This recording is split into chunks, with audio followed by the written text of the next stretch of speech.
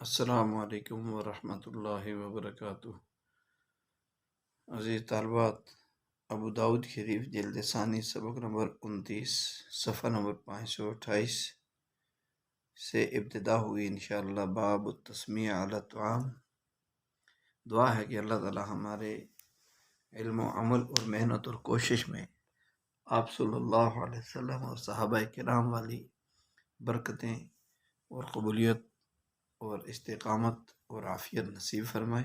اب سبق کا آغاز کرتے ہیں انشاءاللہ تعالی۔ بسم اللہ الرحمن الرحیم۔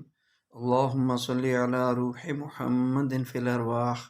وصلی علی جسد محمد فی الاجساد وصلی علی قبر محمد فی القبور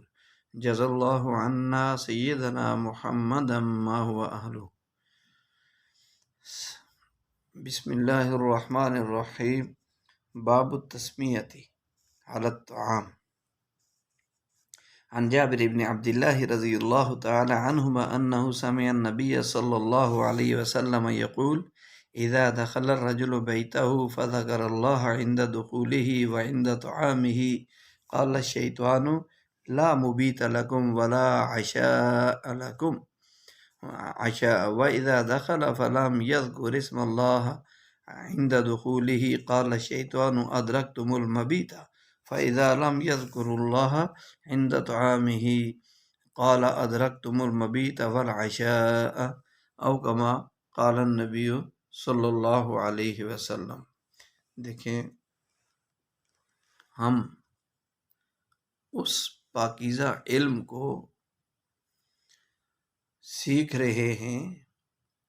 جس علم کا ایک نقطہ بھی ساتوں زمینوں اور ساتوں آسمانوں سے زیادہ قیمتی ہے، اور آپ صلی اللہ علیہ وسلم کی ذات اقدس جیسے عظیم الشان عظمت والی ہے، ایسے ہی آپ صلی اللہ علیہ وسلم کے تمام فرامین، تمام اقوال اور افعال بھی ہر چیز سے قیمتی ہیں۔ تو یہ ایسی پاکیزہ زندگی پیارے آقا صلی اللہ علیہ وسلم دے کر گئے ہیں امت کو کہ اگر اس پاکیزگی کے اوپر امت قائم رہے گی تو اللہ کا وعدہ ہے دنیا میں بھی اور آخرت میں بھی ان کو اپنا محبوب بناؤں گا، چونکہ یہ میرے محبوب کی امت ہے۔ ان کنتم تحبون اللہ فاتبعونی یحببکم اللہ۔ اللہ نے اعلان کروایا ہے کہ اگر تم یہ چاہتے ہو کہ اللہ کے محبوب بن جاؤ، اللہ تم سے محبت کریں، تو اللہ کے حبیب کے نقش قدم پر چلو، کھانے میں، پینے میں، اٹھنے میں، بیٹھنے میں، چلنے میں، پھرنے میں، اور خریدنے اور بیچنے میں، پکانے اور کھانے اور کمانے میں، ہر غمی اور خوشی میں، انفرادیت اور اجتماعیت میں ہماری زندگی اللہ کے احکامات اور حضرت محمد صلی اللہ علیہ وسلم کے مبارک طریقوں پر آ جاوے۔ اس لیے ہے، تو اس لیے ہمیں ہر سبق سے پہلے نیت کرنی چاہیے، ہر سبق سے پہلے ہمیں نیت کرنی چاہیے، اور سبق پڑھتے ہوئے، سنتے ہوئے، سیکھتے ہوئے، سکھاتے ہوئے دل میں یہ بھی ہو اللہ میرے ساتھ ہیں، مجھے دیکھ رہے ہیں، سن رہے ہیں۔ اس کو کہتے ہیں استحضار، اللہ کا دھیان۔ یہ صفت احسان کا ادنا درجہ ہے۔ تو یہ بھی، اور ہر کام کے شروع میں نیت بھی، اور سنت اور آداب کا اہتمام ضروری ہے۔ یہ علم نبوت ہے، سیکھنے والوں میں، سکھانے والوں میں جتنا آداب کا اہتمام ہوگا اللہ اتنا علم دیں گے، اور جتنا یقین پکا ہوگا، جو پڑھا اس پر یقین کر لیا، اللہ اس کو عمل کی توفیق عطا فرمائیں گے۔ تو یہ باب ہے التسمیہ علی الطعام، یعنی کھانے پر اللہ کا نام لینا۔ مطلب یہ ہے کہ کھانے سے پہلے بسم اللہ کہنے کا بیان چل رہا ہے۔ حضرت جابر بن عبداللہ رضی اللہ تعالیٰ عنہ حدیث کے راوی ہیں کہ انہوں نے، حضرت جابر بن عبداللہ رضی اللہ عنہ نے نبی صلی اللہ علیہ وسلم کو فرماتے ہوئے سنا، اذا دخل الرجل بیتہ، کہ جب کوئی آدمی اپنے گھر میں داخل ہوتا ہے، فذکر اللہ عند دخولہ، پھر اللہ کو یاد کرتا ہے، اللہ کا ذکر کرتا ہے گھر میں داخل ہوتے وقت، وعند طعامہ، اور کھانا کھاتے وقت، تو شیطان کہتا ہے لا مبیت لکم ولا عشاء، شیطان اپنے دیگر شتنگڑوں سے کہتا ہے، اپنے لشکر سے، کہ نہ تو تمہارے لیے رات گزارنے کی جگہ ہے اور نہ ہی تمہارے لیے رات کا کھانا ہے۔ وَإِذَا دَخَلَ، اور جب کوئی آدمی داخل ہوتا ہے گھر میں، فلم یذکر، کہ وہ ذکر نہیں کرتا اللہ کا عند دخولہ، ہی گھر میں داخل ہوتے وقت، تو شیطان اپنے دوستوں سے کہتا ہے ادرکتم المبیت، تم نے رات گزارنے کی جگہ، رات کو رہنے کی، قیام کی جگہ تو پا لی۔ فَإِذَا لَمْ يَذْكُرْ، پھر جب وہ کھانے کے وقت بھی اللہ کا ذکر نہیں کرتا، تو شیطان کہتا ہے کہ تم نے رات رہنے کی جگہ بھی پا لی اور رات کھانے کی جگہ، یعنی رات کا کھانا بھی پا لیا۔ اس حدیث مبارکہ میں ہمیں یہ سکھایا گیا ہے کہ ہم ہر حال میں اپنے اللہ کے احکامات اور پیارے آقا صلی اللہ علیہ وسلم کے مبارک سنت طریقوں اور سنت دعاؤں کا اہتمام کریں۔ اذا دخل الرجل بیتہ، جب گھر میں داخل ہو، گھر میں داخل ہونے کی جو عام دعا ہے، جو ہر وقت پڑھی جاتی ہے اور پڑھی جانی چاہیے، وہ ہے اللہم انی اسألک خیر المولج و خیر المخرج، بسم اللہ ولجنا بسم اللہ خرجنا وعلی اللہ ربنا توکلنا۔ یہ گھر میں داخل ہونے کی دعا ہے۔ یہ اس کے علاوہ گھر میں داخل ہوتے وقت گھر کا چاہے مین دروازہ ہو، مین گیٹ، یا کمرے کا دروازہ ہو، یا گھر کا دروازہ ہو، ہر دروازے سے گھر میں داخل ہوتے وقت پہلے دایاں پاؤں مقدم رکھنا سنت ہے، یعنی دایاں پاؤں اندر رکھا جائے گا۔ مسجد میں جاتے ہیں پہلے دایاں پاؤں رکھتے ہیں، نکلتے ہوئے پہلے الٹا پاؤں باہر نکالتے ہیں۔ بیت الخلاء غسل خانے میں جاتے ہیں پہلے الٹا پاؤں اندر رکھتے ہیں اور نکلتے ہوئے پہلے دایاں پاؤں باہر نکالتے ہیں جو ہے۔ اور گھر میں داخل ہوتے وقت بھی اور نکلتے وقت بھی دایاں پاؤں ہی مقدم ہوگا، پہلے دایاں پاؤں اندر جاتے ہوئے داخل کریں گے، باہر نکلتے ہوئے دایاں پاؤں ہی باہر نکالیں گے، ایک سنت۔ دوسرا، گھر میں جب دروازے پر پہنچے تو وہاں دستک دے۔ دستک دینے کا طریقہ یہ ہے کہ اس طرح جو ہے وہ دستک دے 3 مرتبہ۔ آج کل تو گھروں میں سہولت ہے کہ دستک کے بجائے گھنٹی لگی ہوتی ہے، لیکن کبھی بجلی لائٹ نہیں، کبھی کوئی مسئلہ نہیں ہے، تو پھر 3 مرتبہ دستک دینا بھی سنت ہے۔ اور دستک دے کر دروازے کے بالکل سامنے کھڑا نہیں ہونا چاہیے، بلکہ دروازے کے دائیں یا بائیں کھڑا ہونا چاہیے، اور دائیں طرف کھڑا ہونا یہ زیادہ افضل ہے، بہتر ہے۔ جب اندر سے کوئی پوچھے کون، تو یہ نہیں کہنا میں، بلکہ ہم کہیں گے السلام علیکم ورحمۃ اللہ وبرکاتہ عبداللہ۔ اور اگر عورتیں ہیں، بچیاں ہیں، تو وہ اپنے گھر والوں کو بتایا ہو کہ جب ہم دروازے پر آئیں گے، آپ نام پوچھیں گے کون، تو ہم اپنا نام نہیں کہیں گے بلکہ ہمارا ایک مخصوص نام ہوگا۔ ویسے تو نام کیا ہے؟ فاطمہ، لیکن یہاں کیا کہیں گے کہ فاطمہ کی جگہ کوئی اور نام آپس میں طے کیا ہوگا، جیسے بنت آدم، اس طرح کا کوئی نام ہوگا، وہ نام ہم لے لیں گے، پورا نام۔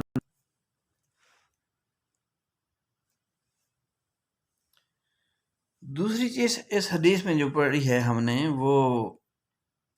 کھانے کے وقت اللہ کا نام لینا۔ کھانا جب شروع کرنے لگے، کھانا سامنے آ جاوے، تو کھانا سامنے آنے کی دعا الحمدللہ جو ہے، اللہم الحمدللہ الذی ورزقنیہ من غیر حول منی ولا قوہ، اللہم بارک لنا فیہ وانعمنا خیرا منہ، یا اللہم بارک لنا فیہ واطعمنا خیرا منہ۔ ان دونوں میں سے ایک بھی پڑھ سکتے ہیں اور دونوں بھی، اور پہلے والی وہ تو پوری پڑھنی ہے۔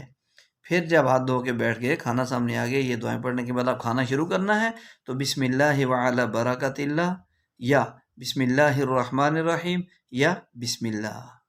کھانا شروع کریں گے۔ جب کھانا کھاتے وقت بھی، اب گھر میں داخل ہوتے وقت دعا پڑھ لی تو شیطان کہہ رہا ہے کوئی جگہ نہیں ہے، اور پھر کھانے کے وقت بھی پڑھ لی تو وہ شیطان کیا کہتا ہے لا مبیت ولا عشاء، نہ تمہارے لیے رات گزارنے کی جگہ، نہ تمہارے لیے رات کا کھانا ہے۔ وَإِذَا دَخَلَ، پھر جب داخل ہو جائے، گھر میں داخل ہو گیا، اللہ کا ذکر نہیں کیا گھر میں داخل ہوتے وقت، تو شیطان کہتا ہے کہ ادرکتم المبیت، گھر میں تم نے جگہ پا لی۔ تو یہ شیطان کو گھر میں گھسنے کی جگہ ہم خود دیتے ہیں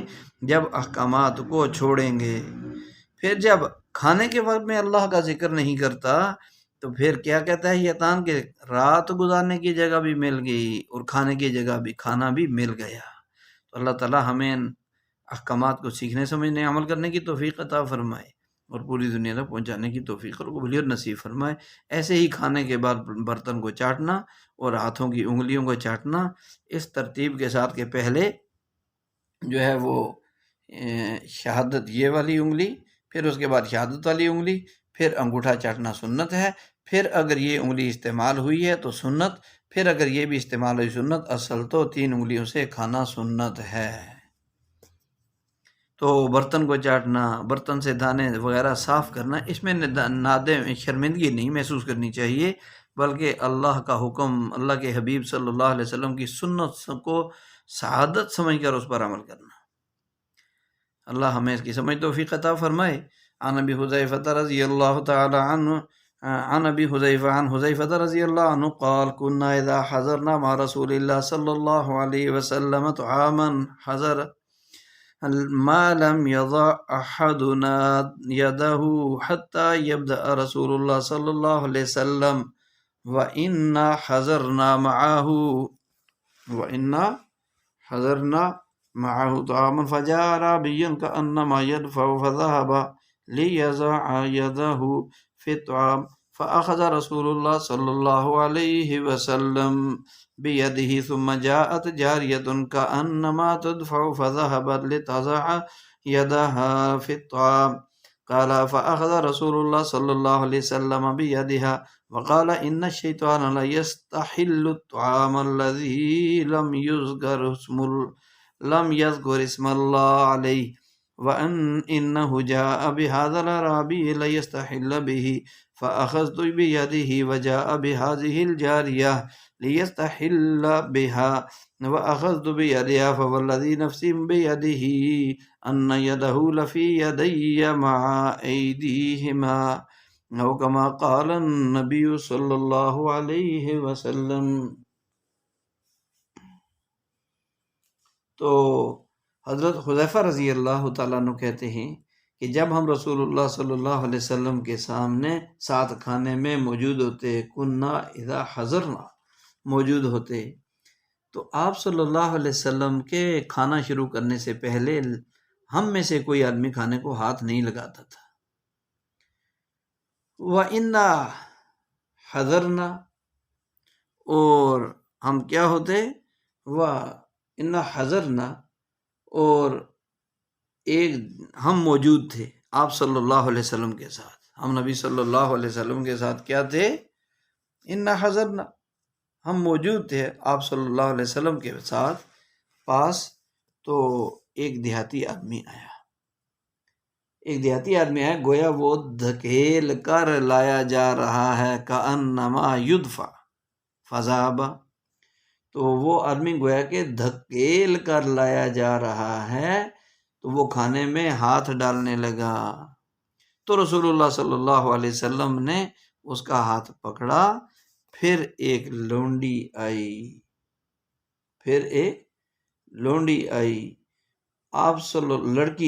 لڑکی کا معنی بھی کرتے ہیں، لڑکی آئی، گویا وہ دھکیل کر لائی جا رہی تھی، دھکیل کر کہ وہ بھی اپنا ہاتھ کھانے میں ڈالنے لگی۔ تو رسول اللہ صلی اللہ علیہ وسلم نے اپنے ہاتھ مبارک سے اس کا ہاتھ پکڑ لیا اور فرمایا کہ شیطان جو ہے اس کھانے میں شریک ہو جاتا ہے، شیطان اس کھانے میں شریک ہو جاتا ہے جس کھانے کے شروع میں اللہ کا نام نہ لیا گیا ہو، اور شیطان ہی اس دیہاتی آدمی کو جو ہے وہ لایا تھا، دیہاتی کو لایا تاکہ اس کے ذریعے شریک ہو سکے کھانے میں، شیطان تھا کہ دیہاتی کے ذریعے کھانے میں شریک ہو سکے۔ تو میں نے اس کے ہاتھ کو پکڑ لیا اور شیطان ہی اس لڑکی کو بھی لایا تھا تاکہ اس کے ذریعے کھانے میں شریک ہو سکے، تو میں نے اس کے ہاتھ کو بھی پکڑ لیا۔ پس قسم ہے اس ذات کی، قسم ہے اس ذات کی جس کے قبضہ میں میری جان ہے، قبضہ میں میری جان ہے، کہ جس کے قبضے میں میری جان ہے، شیطان کا ہاتھ میرے ہاتھ میں ہے، ان کے ساتھ شیطان کا ہاتھ ان کے دونوں کے ساتھ میرے ہاتھ میں ہے۔ تو کھانے سے جو ہے وہ شروع میں اس حدیث میں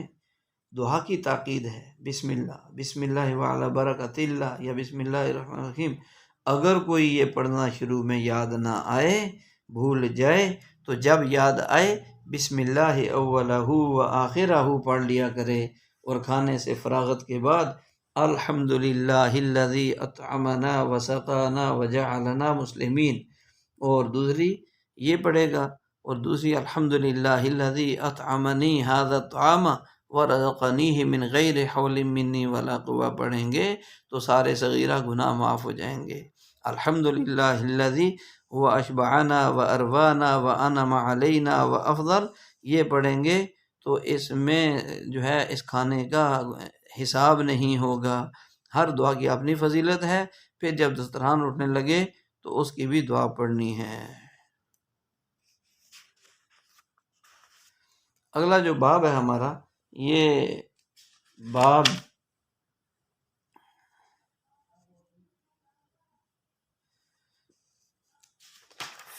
فی الاکل متکئا، ٹیک لگا کر کھانا کھانے کے بارے میں یہ باب ہے۔ عن علی ابن الاقمر قال سمعت ابا جحیفہ رضی اللہ عنہ قال قال النبی صلی اللہ علیہ وسلم لا آکل متکئا، کہ آپ صلی اللہ علیہ وسلم نے فرمایا میں ٹیک لگا کر نہیں کھاتا، میں ٹیک لگا کر کھانا نہیں کھاتا۔ ٹیک لگا کر کھانا یہ متکبرین کا طریقہ ہے، پیچھے دیوار کے ساتھ ٹیک، تکیے کے ساتھ ٹیک، سامنے کسی چیز کے اوپر بازو ایک رکھ کر ٹیک، یا اپنے بازو کا ایک بازو نیچے رکھ لیا زمین پر، الٹا بازو سیدھے ہاتھ سے کھا رہے ہیں، ایک جو ہے وہ اس کے ساتھ ٹیک، تو کسی بھی اعتبار سے ٹیک لگا کر کھانا سنت کے خلاف ہو جائے گا۔ اللہ ہمیں اس کی سمجھ اور توفیق عطا فرمائے۔ عن مصعب بن سلیم قال سمعت انس رضی اللہ تعالیٰ عنہ یقول بعثنی النبی صلی اللہ علیہ وسلم فرجعت الیہ فوجدته یأکل تمرا وهو مقع او کما قال النبی قال رضی اللہ تعالیٰ عنہ، کہ حضرت مصعب بن سلیم کہتے ہیں میں نے حضرت انس رضی اللہ عنہ کو یہ فرماتے ہوئے سنا کہ مجھے رسول اللہ صلی اللہ علیہ وسلم نے بھیجا، میں لوٹ کر آیا یعنی واپس آیا تو آپ علیہ السلام کھجور نوش فرما رہے تھے، اور جو ہے سرین پر بیٹھے ہوئے تھے۔ مقعن، سرین پر بیٹھنے کا مطلب جو ہے کھانا کھانے کے لیے بیٹھنے کے ایک طریقہ تو یہ ہے کہ بایاں پاؤں نیچے بچھا کر اس کے اوپر بیٹھ جائے، دایاں پاؤں کا دایاں گھٹنا کھڑا رہے۔ ایک یہ ہے کہ دونوں پاؤں پر بیٹھ جائے، دونوں پاؤں پر بیٹھ جائے، اور ایک طریقہ یہ ہے کہ حالت تشہد کی طرح بیٹھ جائے۔ اگر کسی کا عذر ہو، پنڈلیوں میں تکلیف ہو، گھٹنوں میں تکلیف ہو، اور ان تین طریقوں پر مسلسل بیٹھنا مشکل ہو، تو جتنی دیر ہمت ہے اتنی دیر کسی ایک سنت طریقہ پر بیٹھے، پھر اس کے بعد جیسے سہولت ہو ایسے بیٹھ کر کھانا کھا سکتے ہیں۔ کھانا زمین پر بیٹھ کر دسترخوان بچھا کر کھانا اصل سنت ہے، میز پر بیٹھ کر کھانے کی گنجائش ہے، اس کے ساتھ کہ باقی سنتوں کا اہتمام رکھے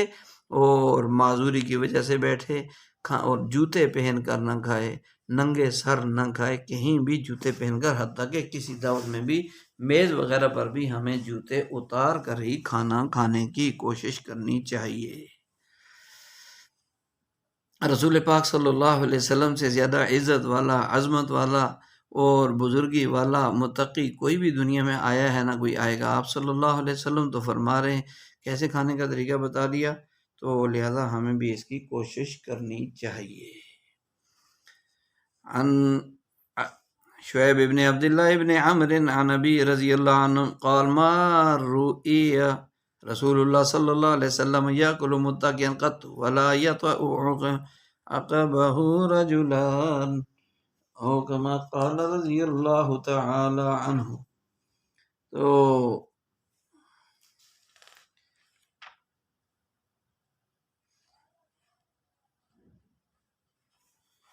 حضرت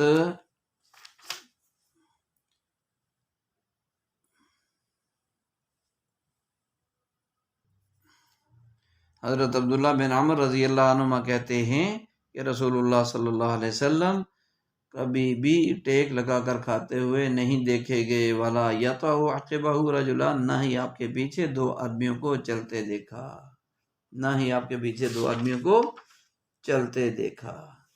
تو اللہ تعالی ہمیں اس کی سمجھ عطا فرمائے کہ جو ہے نبی صلی اللہ علیہ وسلم کی کامل اتباع کرنے کی توفیق نصیب فرمائے۔ اور حضرت زید رضی اللہ تعالیٰ عنہ کہ یہ جو ہے آپ علیہ السلام کے پیچھے چلتے تھے، تو یہاں پیچھے چلنا مراد ہی نہ ہو یا مطلقاً جو چلنا ہے وہ مراد ہے، تو بہرحال ان دو حضرات کا چلنا جو فرماتے ہیں نا کہ اتبعتہ انا و زید، کہ جو ہے حضرت زید رضی اللہ تعالیٰ عنہ بن حارثہ ایک دوسرے صحابی فرماتے ہیں میں اور وہ دونوں جو ہے نبی علیہ السلام کے پیچھے چلتے تھے، تو اس سے آپ صلی اللہ علیہ وسلم کے ساتھ چلتے تھے، پیچھے چلنا مراد ہی نہ ہو، یہ تعویل بھی ہے، مطلق چلنا مراد ہو، اور پیچھے چلنا ان کا خدمت اور حاجت کے وقت تھا، یہ بھی اس سے مراد ہو سکتا ہے، جو تواضع کے خلاف بھی، تواضع کے لیے اور حدیث سے باب کے منافی نہیں ہے۔ اگلا جو ہمارا باب ہے وہ ہے باب فی الاکل من اعلی الصحفۃ ما جاء فی الاکل، پیالے کے اوپر والے حصے سے کھانے کے بارے میں، پیالے کے اوپر والے حصے سے، پلیٹ کے برتن کے اوپر والے حصے سے، درمیان میں کھانا ہے تو یہاں اوپر سے اٹھا کر کھانا، اس کے بارے میں یہ باب ہے۔ عن ابن عباس رضی اللہ عنہما عن النبی صلی اللہ علیہ وسلم قال اذا اکل احدکم طعاما فلا يأكل من اعلی الصحفۃ ولكن يأكل من اسفلها فإن البرکۃ تنزل من اعلاها او کما قال رضی اللہ تعالی عنہما۔ حضرت ابن عباس رضی اللہ تعالیٰ عنہما فرماتے ہیں نبی اکرم صلی اللہ علیہ وسلم نے فرمایا جب تم میں سے کوئی کھانا کھائے تو نہ کھائے پلیٹ کے اوپر والے حصے سے، صحفہ پلیٹ، بلکہ ولیکن لیکن لیاکل کھائے من اسفلها نچلے حصے سے، کیوں؟ فإن البرکہ اس لیے کہ برکت تنزل من اعلی اس کے اوپر والے حصے میں نازل ہوتی ہے، برکت اس کے اوپر والے حصے میں نازل ہوتی ہے۔ تو حدثنا عبداللہ ابن بصر رضی اللہ تعالی عنہ قال کان للنبی صلی اللہ علیہ وسلم قصعۃ یقال لها الغراء، یقال لها يحملها اربعۃ رجال یقال لها الغراء فلها یقال لها الغراء فلها کی جگہ فلما ہے تو فلما اضحوا وسجدوا الضحى، فلما ہے وسجدوا الضحى انی یہ اتیا بتلک القصعۃ، اتیا بتلک القصعۃ یعنی وقد سرد فیہا فالتفوا علیہا فلما کثروا جثا رسول اللہ صلی اللہ علیہ وسلم فقال اعرابی ما هذه الجلسة قال النبی صلی اللہ علیہ وسلم ان اللہ تعالی جعلنی عبدا کریما ولم یجعلنی جبارا عنیدا ثم قال رسول اللہ صلی اللہ علیہ وسلم کلوا من حوالیها ودعوا ذروتها یبارک فیها او کما قال صلی اللہ علیہ وسلم۔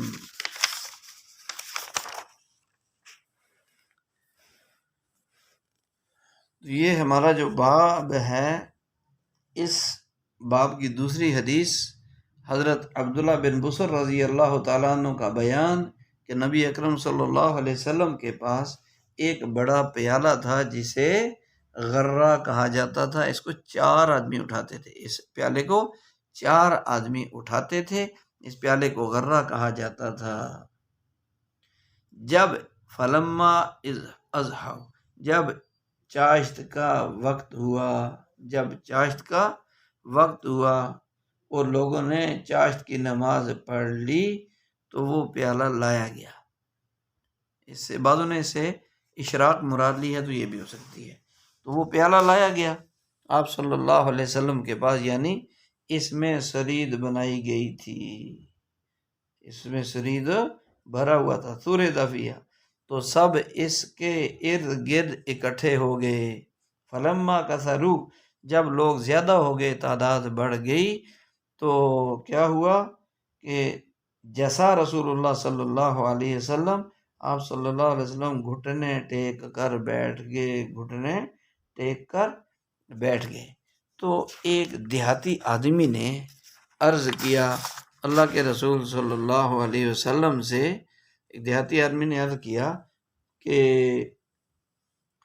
یہ کیسا بیٹھنا ہے، ما هذه الجلسہ، یہ کیسا بیٹھنا ہے. تو آپ صلی اللہ علیہ وسلم نے فرمایا کہ اللہ تعالیٰ نے مجھے عبدن کریما، نیک تواضع کرنے والا بندہ بنایا ہے، اور اللہ نے مجھے جبار اور سرکش نہیں بنایا.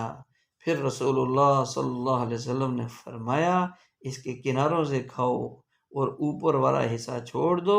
کیونکہ اس میں برکت دی جاتی ہے، اوپر والے حصے میں برکت دی جاتی ہے. تو یہ کھانا کھانے کا طریقہ بتا دیا کہ کہاں سے شروع کرنا ہے، کیسے کھانا ہے. عن سالم عن ابیہ قال نہا رسول اللہ صلی اللہ علیہ وسلم عن مطعمین،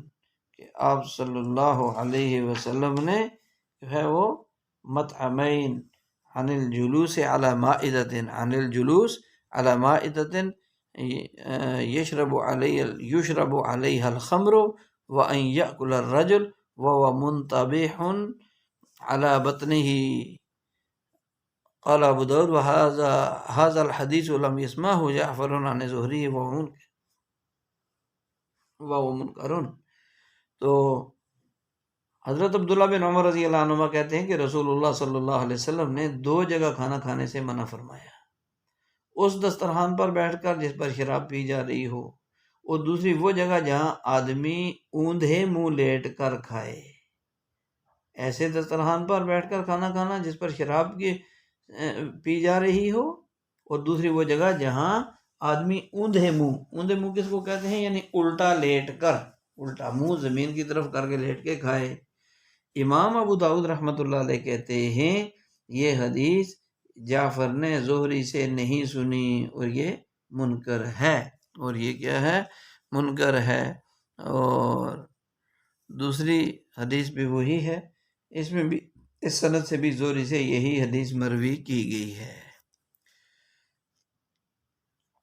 اگلا جو ہمارا باب ہے وہ باب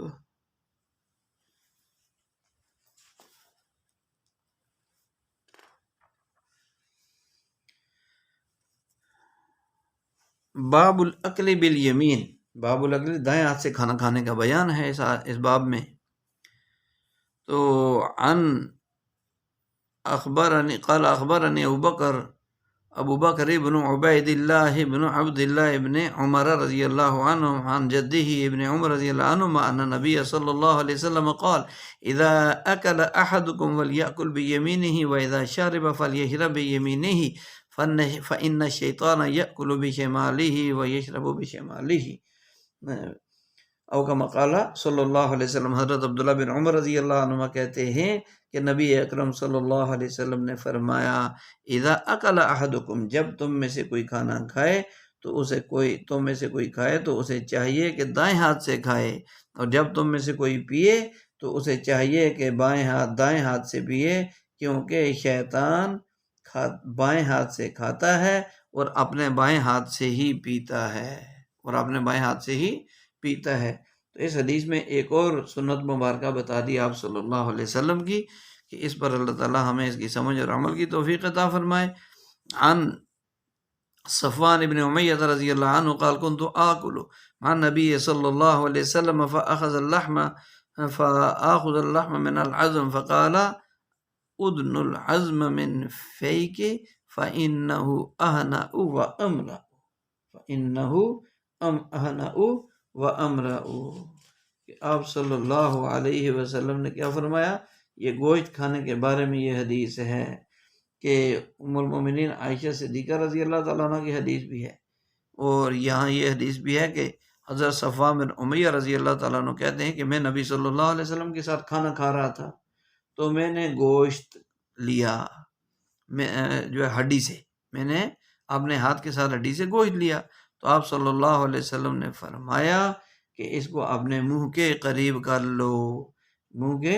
قریب کر لو، یعنی دانتوں سے نوچ کر کھاؤ، اس طرح زیادہ لذیذ اور جلد ہضم ہوتا ہے، زیادہ لذیذ اور جلد ہضم ہوتا ہے، بجائے کہ کانٹوں اور چھریوں کے ساتھ کاٹ کے کھانا، بجائے دانتوں کے ساتھ، منہ کے ساتھ اس کو کھانا چاہیے، دانتوں کے ساتھ اس کو کھانا چاہیے۔ عن عبداللہ ابن مسعود رضی اللہ تعالی عنہ قال كان احب العراق الى رسول اللہ صلی اللہ علیہ وسلم الى رسول اللہ صلی اللہ علیہ وسلم عراق الشاة او كما قال رضی اللہ تعالی عراق الشاة او كما قال رضی اللہ عنہ۔ حضرت عبداللہ بن مسعود رضی اللہ عنہ کہتے ہیں زیادہ پسندیدہ نلیوں میں رسول اللہ صلی اللہ علیہ وسلم کو بکری کی نلی پسند تھی۔ نلی ہوتی ہے نا جو کسی بھی جانور کے گھٹنے سے نیچے پاؤں تک کے درمیان کا حصہ، اس کو کہتے ہیں نلی۔ تو ان میں سب سے زیادہ نبی کریم صلی اللہ علیہ وسلم کو نلیوں کی، بکری کی نلی جو ہے وہ کیا تھی؟ پسند تھی۔ عراق اس میں گودا ہوتا ہے، جس میں یہ مراد ہے اس میں۔